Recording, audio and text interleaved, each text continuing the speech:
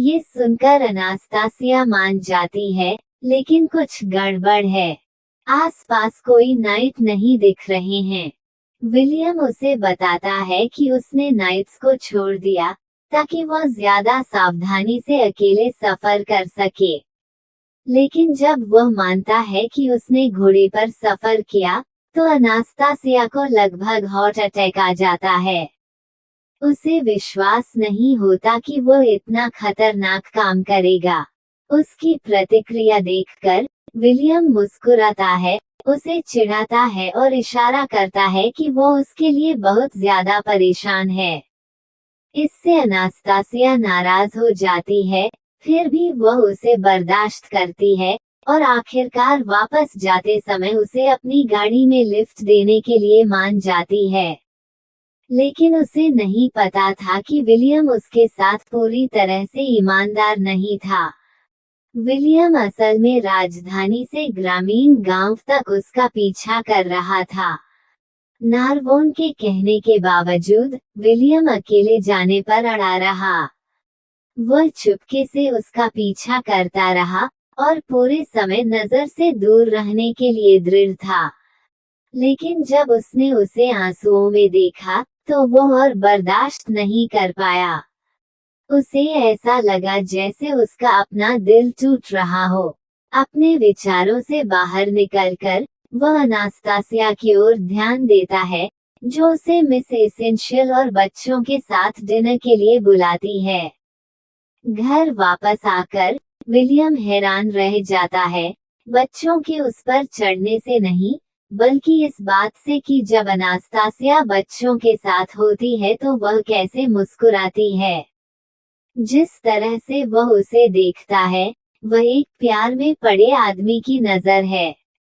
जैसे ही शाम होती है, बच्चे अनास्तासिया और विलियम को विदा करने के लिए इकट्ठा होते हैं और उनसे जल्द वापस आने की विनती करते हैं। हालांकि एक छोटा लड़का, थॉमस, विलियम के पास आता है और पूछता है कि क्या वह और अनास्तासिया एक कपल हैं। वह हाँ में सिर हिलाता है, लेकिन सच तो यह है कि विलियम को खुद भी नहीं पता कि उनके रिश्ते का क्या मतलब है। गाड़ी के अंदर अनास्तासिया थॉमस के साथ उसकी बातचीत के बारे में उत्सुक हो जाती है, लेकिन विलियम उसे कोई पूरा जवाब नहीं देता। असल में वो खुद को फिर से थॉमस के सवाल पर सोचते हुए पाता है। अगर तुम इतने परेशान हो, तो अपनी शादी के बारे में कुछ क्यों नहीं करते? हमें अपना लव डवी कंटेंट दो। जब वह आखिरकार खुद को संभालता है, तो सबसे पहले वह अनास्तासिया का सामना करता है। लाख कोशिश करने पर भी वो उसके अचानक बदलाव को समझ नहीं पाता। उसका रवैया बदलना एक बात है, लेकिन उसकी पसंद भी बदलना, उसे यह बहुत ज्यादा और अजीब लगता है। अनास्तासिया के पूरी तरह बदल जाने के बाद विलियम का शक करना स्वाभाविक है, लेकिन इसके पीछे की सच्चाई ऐसी है जिसे वह आसानी से समझा नहीं सकती। इसके बजाय वो विलियम पर ही बात पलट देती है, यह जताते हुए कि अब उसे उसकी परवाह होने लगी है, क्योंकि वह उसके हर कदम पर नजर रख रहा है। वो उसकी बात सुनकर साफ तौर पर हैरान रह जाता है और वो उस टॉपिक को छोड़ देता है और आगे इस बारे में बात नहीं करता। लेकिन इन सब के बीच अनास्तासिया को अब भी उम्मीद है कि एक दिन वो उसके बदलावों की तारीफ करेगा, और अभी के लिए दूर से ऐसा करना ही सबसे अच्छा होगा। विलियम सहमत होता है, फिर भी थोड़ी देर बाद वह एक गहरी सांस लेता है। आखिर में वो कभी हिम्मत नहीं जुटा पाया कि वो एक बात पूछे जो उसे परेशान कर रही थी कि उस दोपहर वह पहले क्यों रो रही थी। अगली सुबह अनास्तासिया और लेडी ल्यूसेंट मिलते हैं और वह अनास्तासिया को विलियम के साथ गाड़ी शेयर करने के बारे में चिढ़ाती है। लेकिन अनास्तासिया के पास बात करने के लिए दूसरी बातें हैं। सबसे पहले वो लेडी ल्यूसेंट से पूछती है कि क्या वो उसकी लेडी इन वेटिंग बनने को तैयार है। हालांकि वो उस पर तुरंत जवाब देने का दबाव नहीं डालती। इसके बजाय वो उनकी बातचीत सम्राट के आने वाले जन्मदिन की दावत पर ले जाती है। अनास्तासिया एक बात साफ कर देती है, वो विलियम को कोई गिफ्ट नहीं दे रही है। मैं उनके ऑन ऑफ रोमांस से तंग आ गई हूँ। अनास्तासिया को अच्छी तरह याद है कि उसने पिछले साल विलियम को कोई तोहफा नहीं दिया था और उसे इस साल भी इसे बदलने की कोई जरूरत नहीं दिखती। इसके बजाय वो विलियम के जन्मदिन की दावत को एकदम सही तरीके से तैयार करना चाहती थी।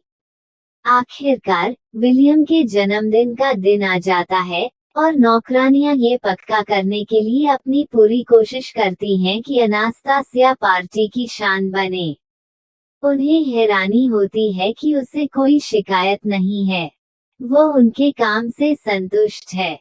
मेकअप, ड्रेस, सब कुछ बहुत सुंदर है।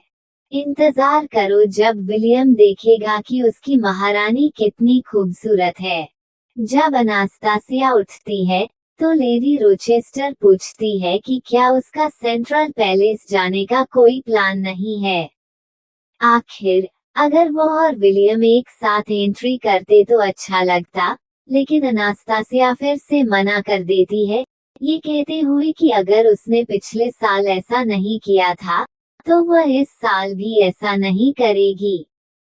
जब वह जाती है तो लेडी रोचेस्टर गुस्सा होती है। अनास्तासिया शायद बदल गई हो, लेकिन ऐसा लगता है कि विलियम के लिए उसका प्यार अभी भी कहीं नजर नहीं आता, या कम से कम वह चाहती है कि आप ऐसा ही सोचें। दावत में पहुंचते ही एक समय की हलचल भरी और जीवंत भीड़ तुरंत शांत हो जाती है जैसे ही अनास्तासिया एंट्री करती है। हर कोई उसके आने का इंतजार कर रहा था। वे देखना चाहते हैं कि क्या साम्राज्य की तानाशाह सच में बेहतर के लिए बदल गई है। उसकी नीलामी में बुलाई गई महिलाएं सबसे पहले उसे बधाई देती हैं, और उन्होंने वही चीजें पहनी हुई हैं जो उन्होंने खरीदी थी, जिससे अनास्तासिया बहुत खुश होती है। इससे निश्चित रूप से उसकी नीलामी की इज्जत बढ़ेगी। भीड़ में फुसफुसाहट शुरू हो जाती है। वे अपने सामने का नजारा देखकर विश्वास नहीं कर पाते। अनास्तासिया दूसरों के साथ इतनी इज्जत से बात कर रही है। सच में कितना बड़ा बदलाव है। सभी की हैरान करने वाली प्रतिक्रियाएं देखकर अनास्तासिया मन ही मन अपनी पीठ थपथपाती है। उसका काम यहाँ खत्म हो गया है। उसने सफलतापूर्वक सभी को अपना नया रूप दिखाया, और अब तक ऐसा लगता है कि उन्हें ये पसंद आया है। खैर, तुम्हारा दिल सच में पूरी तरह बदल गया है। वो अपने महल लौटने ही वाली होती है कि अचानक विलियम उसे रोक लेता है और एक तोहफे के बारे में पूछता है। अनास्तासिया के पास कहने के लिए शब्द नहीं होते। उसने उसके लिए कोई तोहफा तैयार ही नहीं किया था। उसे खाली हाथ देखकर विलियम शांत रहने की कोशिश करता है और बात को हल्के में टाल देता है। मामला सुलझने के बाद अनास्तासिया उसे शुभकामनाएं देती है और दावत से जाने की इजाजत लेती है। 27:53 विलियम के लिए दुखद संगीत बजता है। बाद में उस रात एक उलझन में पड़ा नारवोन सोचता है कि विलियम की स्टडी के पास इतने सारे नाइट पहरा क्यों दे रहे हैं।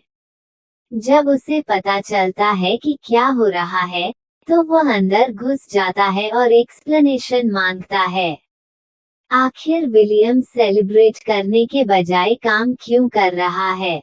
बेफिक्री से विलियम मासूम बनने का नाटक करता है, ये कहते हुए कि वह एक बिजी आदमी है। लेकिन नारवोन को ये बात हजम नहीं होती। 28:14 वह जल्द ही सारी बातें जोड़ता है और समझ जाता है कि इसका पक्का अनास्तासिया से कुछ लेना देना है। ये सुनकर विलियम मना कर देता है, लेकिन नारगोन के लगातार मनाने के बाद वह भरता है और आखिरकार मान जाता है। जोर से विलियम सवाल करता है कि क्या अनास्तासिया सच में अच्छे के लिए बदल गई है। उसने खुद के लगभग हर पहलू को बदल दिया है, सिवाय एक चीज के। वह अभी भी विलियम को प्यार नहीं दिखाती। ये सुनकर नारवोन हंसता है। उसने कभी उम्मीद नहीं की थी कि विलियम अनास्तासिया के साथ अपने रिश्ते की इतनी परवाह करेगा। इस बीच अनास्तासिया के क्वार्टर में उसकी नौकरानियां सोचती हैं कि वो इतनी जल्दी वापस क्यों आ गई।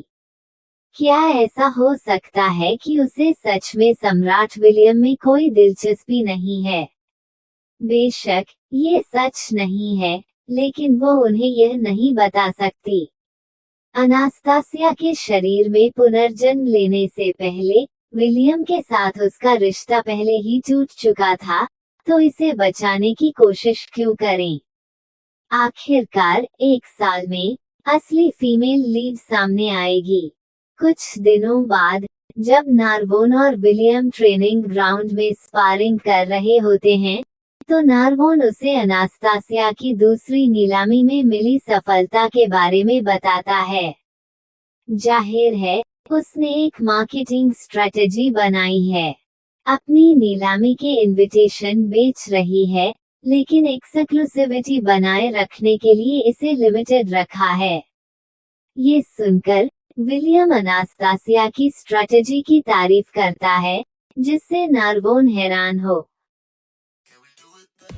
ये वीडियो पसंद आई हो तो लाइक, शेयर और कमेंट करते जाना। तो बस थोड़ा सा इंतजार करना, फिर मिलेंगे।